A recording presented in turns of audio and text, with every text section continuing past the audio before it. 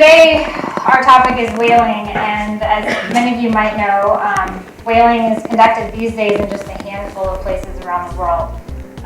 There are a couple still fairly large-scale operations that happen in Norway and Iceland, and those are generally sort of frowned upon. They are done under objection to whaling regulation. The other category would be smaller scale coastal and subsistence whaling that happens with indigenous cultures. And then the category that we're talking about today, which is Japan's whaling program that they conduct specifically in the Southern Ocean, but they do actually also have a program in the North Pacific region that's a little bit of a smaller scale. So, the whalers. I talk generally about the Japanese whaling program, but the specific players are the Institute of Cetacean Research, which is a sort of pseudo-governmental body that was set up in 1987. It's sort of operated out of the Ministry of Fisheries in Japan. And they do the actual hunting and data gathering and stuff under the whaling program. And then Kyoto Senpaku Kaisha is a regular corporation in Japan, and they own and operate the vessels that they charter to ICR. And they're actually also involved in some of the ancillary issues. They help to auction some of the whale meat, the byproduct that comes from their research, and have been a part of some of the legal issues with ICR. In Antarctic waters here, the ICR likes to go frequently into the Ross Sea, especially, and you'll see also, but they venture even as far as sort of the tip of South America often. So while we say Antarctic waters, they do go far and wide, and that is one of the bases actually that the research premise of their activities is challenged, is that they do have a designated research area, but seem to sometimes bend that a little bit as it's convenient to their hunt. It's an acronym, it's called JARPA. JARPA stands for the Japanese, it doesn't fit exactly, the Japanese research program under special permit in the Antarctic. The other program I mentioned, JARPIN, is the one that takes place in the North Pacific. Now, the whaling program, which is justified on a scientific basis, they contend that it's done for scientific research purposes, happens annually and was set up with the imposition of some further regulation, which I'll get to in a minute. But in 1987, ICR was established so that Japan could continue its whaling efforts without interruption after additional regulations came into play in the mid-'80s. And they've conducted these hunts annually now since 1987. I think to date the number is over 14,000 whales killed under JARPA and its successor JARPA 2. So JARPA was designed with the specific intent and the acknowledgement of the Japanese government that Japan wanted to be able to keep whaling and make sure that a commercial whaling program would always be in existence. And so they set up the ICR and designed this research program with one of its objectives being to learn more about what whale stocks, what the status of whale stocks were, how they were improving, what species were present in various waters and in what numbers, and with always the end goal being that one day that Japan could prove that there were enough whales in the oceans that whaling could continue on a commercial basis. So this is the deck of the Nishin Maru, the factory ship that the biggest of the Japanese fleet that processes the whales, and you'll see in other pictures there's a slipway that are brought up, there's harpoon ships that kill them and then bring them up to the Nishin Maru, and you'll see there's other pictures out there where there are big signs being held up sort of to acknowledge to protesters that say research. They'll show them measuring things and gathering data. But I've been mentioning this additional regulation that has come up in the 80s and that was sort of the catalyst for JARPA. And we'll go back in time a little bit to get a better understanding of that. So whaling is governed by the International Whaling Commission. It was set up in 1946 with just a handful of member states. But it has grown these days. I think the official count is somewhere like 80 or 90 member states. About 45 or 50 of those are against commercial whaling, and another 30 to 35 are in favor of commercial whaling. So it's still very divisive within the commission itself. And at the time, the IWC was set up knowing that whaling that was happening in the 17th and 18th and 19th centuries was really depleting whale stocks. The initial member countries knew that nobody had a very good idea of what populations were, and so the member states came together and decided that they were going to proceed with sort of an orderly regulation and try to understand and manage the whaling fishery. But it was very much set up with a commercial mindset that a fishery was going to always exist, and that their regulation was going to enable the fishery to exist going forward. But then over the next few decades, the shift of the IWC really started to change. More member states came into the commission, and starting even as early as about 1959, you were getting member states that were starting to talk about conservation. They were starting to talk about animal welfare. And so the focus started to shift slowly over time. By the 1970s, member countries, they were recognizing that the whaling populations rather were not improving, or at least not significantly enough, and so people started to call out for a moratorium on commercial whaling activities. There were various meetings within the United Nations where people were talking about this issue. And this is, the 70s and 80s was really when the sort of Save the Whales movement started to take off. And so in 1982, the IWC put in place what was effectively a moratorium. What they did was, under their schedules, which allowed for hunting of various species and different quotas, set the catch limits for all species at 0. And it continues that way today. There have been calls within the IWC to try to make that a permanent measure, but I think it requires like a 75% vote. They're not nearly close enough yet for that to become a permanent measure. But other protections have been put in place under the IWC. The Southern Ocean Whale Sanctuary, which is essentially the waters we're talking about today surrounding Antarctica. There's additionally an Indian whale sanctuary and some other proposed sanctuaries in different areas of the Atlantic and Pacific. So the IWC does what it can to try to promote conservation, but there are certainly still very many members that are vocally opposed to ending for good the commercial whaling. So this moratorium is still in effect, but that has not been that does not affect ICRW Article 8. So the International Convention for the Regulation of Whaling is sort of the governing document of IWC, and Article 8 is sort of seen as an exemption or a loophole in the regulatory scheme. And it allows a member state, so in this case Japan, the government itself, to issue a permit to one of its nationals, so in this case the ICR, which it set up expressly for this purpose, to go out and kill whales for scientific research purposes. And it's really a self-policing system. The IWC doesn't have a lot of oversight in the permitting process.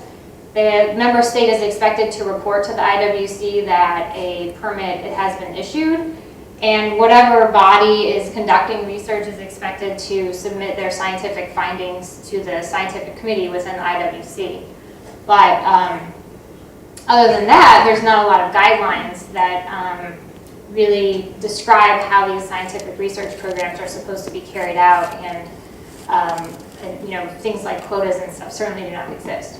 So This is the provision that has come under some scrutiny, but is in fact the provision under which Japan operates JARPA and JARPAN. Japan's research whaling program has been questioned.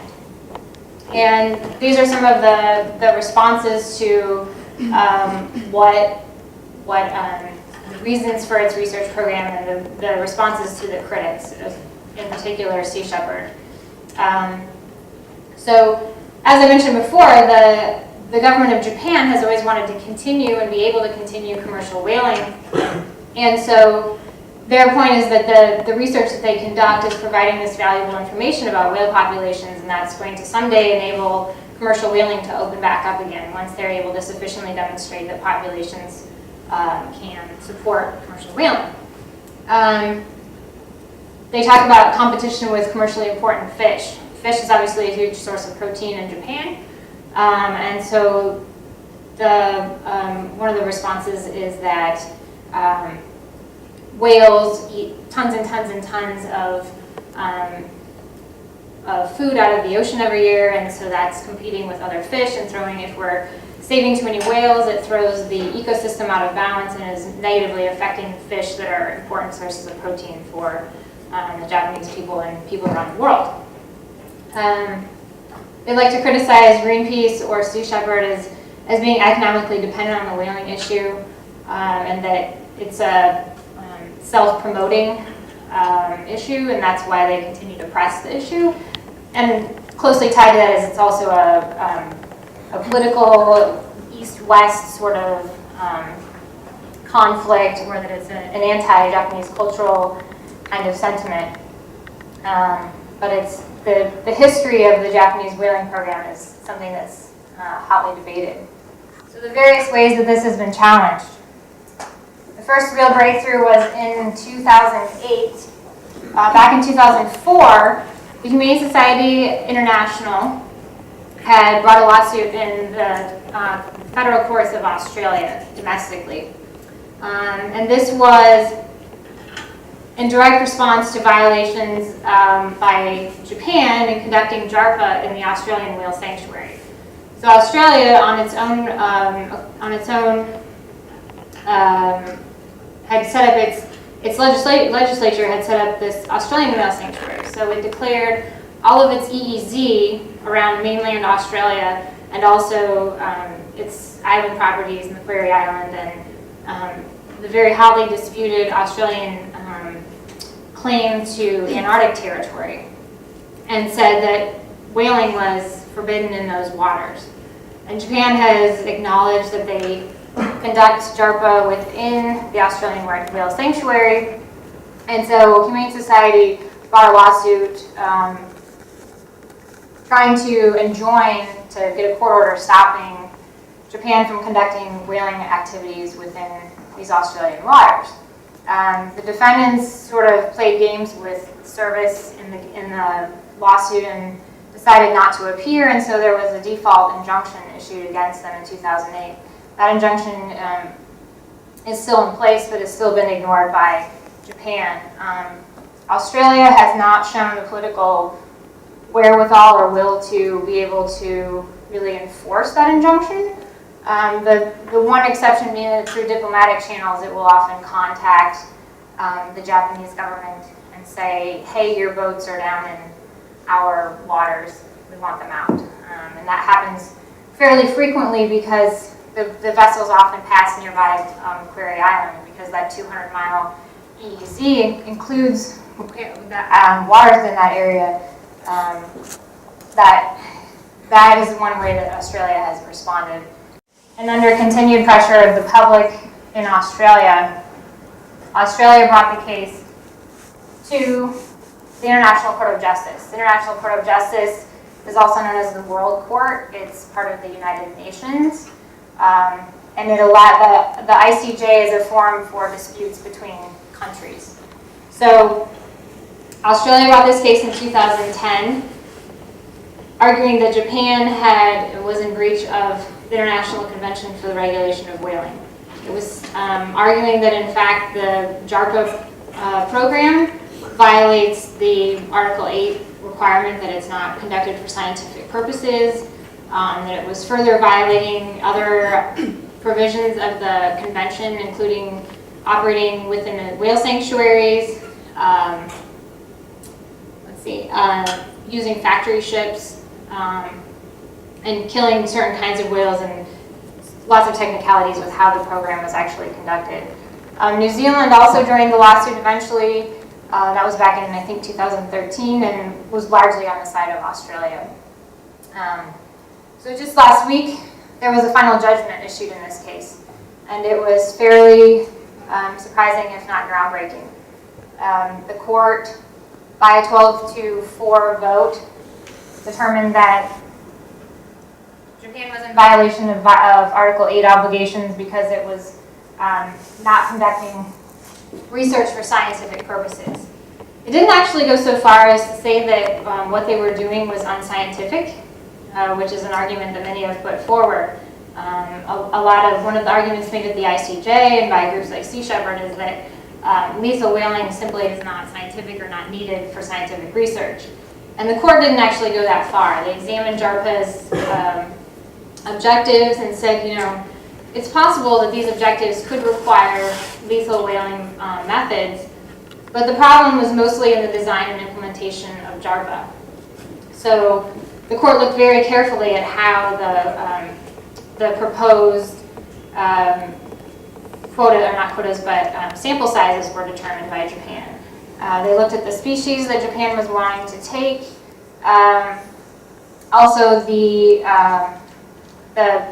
number of whales actually taken every year relative to the sample size, and they criticized the program because the sample sizes were often set at near 1,000, and then maybe 200, 300, 400 whales would be taken, and adjustments were not made to the objectives of the research program, and they said that violates scientific principles, as well as the issue I mentioned earlier with deviating from the stated research area, and also just sort of things that were also indicating that this was not being conducted for scientific purposes. The researchers didn't show willingness to work with other Antarctic researchers.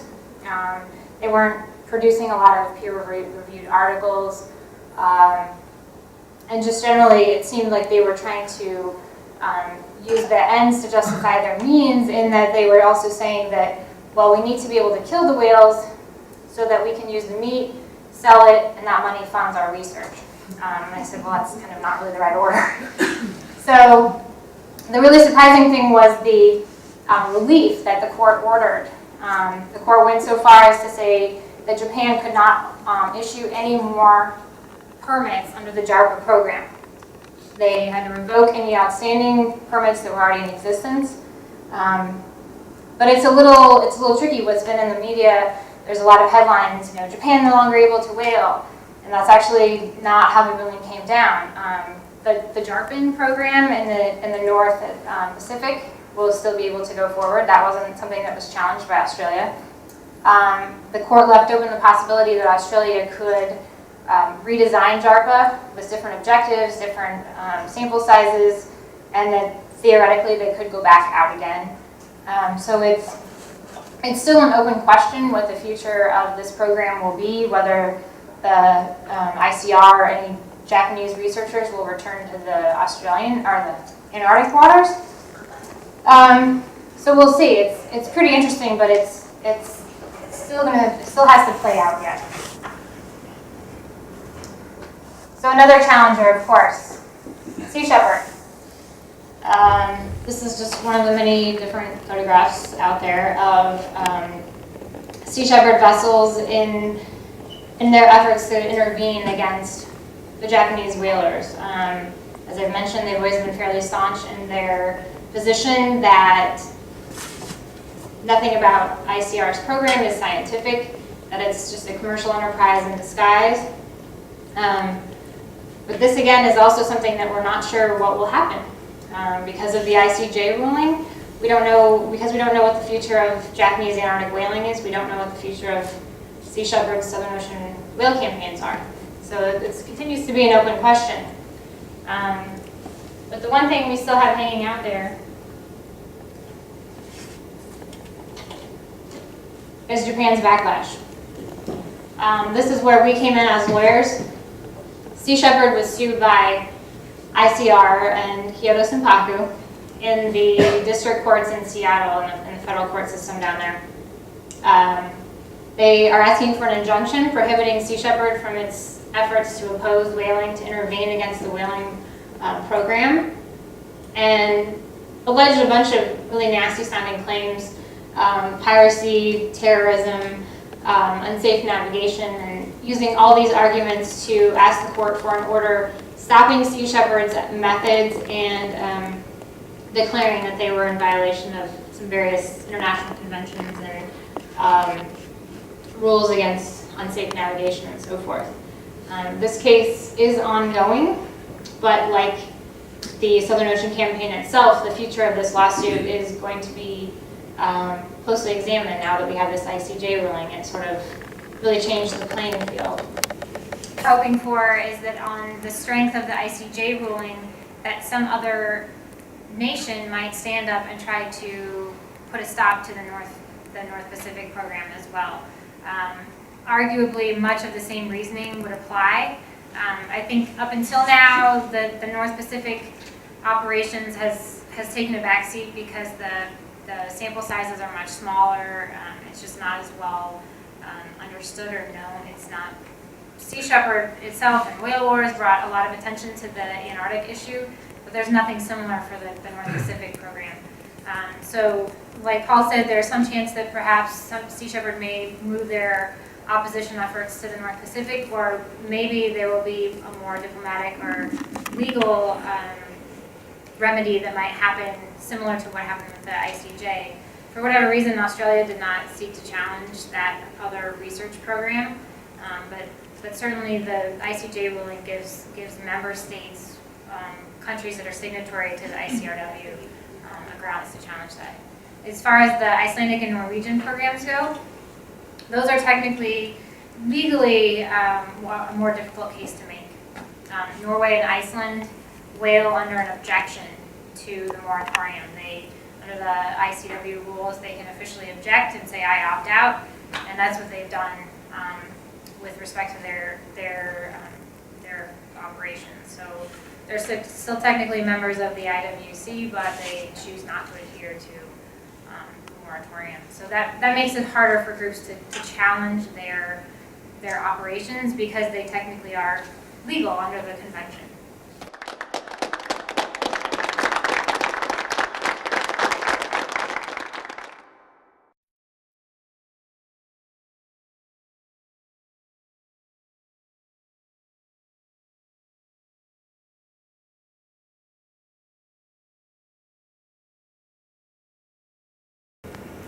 I find it very strange that the Japanese government would be asking for support for traditional coastal whaling when the Aboriginals of Japan, the Ainu, have repeatedly asked the Japanese government for permission to resume coastal whaling, traditional whaling, and they've been denied by Tokyo. So, in other words, by Japanese, but not by the Aboriginal people, the Ainu. Okay, thank you, Paul. Any other questions here? I have a question to follow from the Senegalese. Okay. Can you raise your question? Yes, so what's the Sea Shepherd plan in Senegal? We have a question about Sea Shepherd's plan in Senegal. Sea Shepherd has two patrol boats working in partnership with the government of Senegal to patrol Senegalese waters. We're also extending that to Liberia. Our objective there is to stop foreign poaching operations, which we're hoping will head off the same thing that happened to Somalia, that the pirates of Somalia, they're not pirates, the fishermen who've been doing because the Asian and European fishing fleets have just raped their coastal lines and took everything. The same thing's happening now in West Africa. Billions of dollars worth of getting out of West African waters every year by foreign trawlers illegally. So what Sea Shepherd was done is the United Cooperative Venture with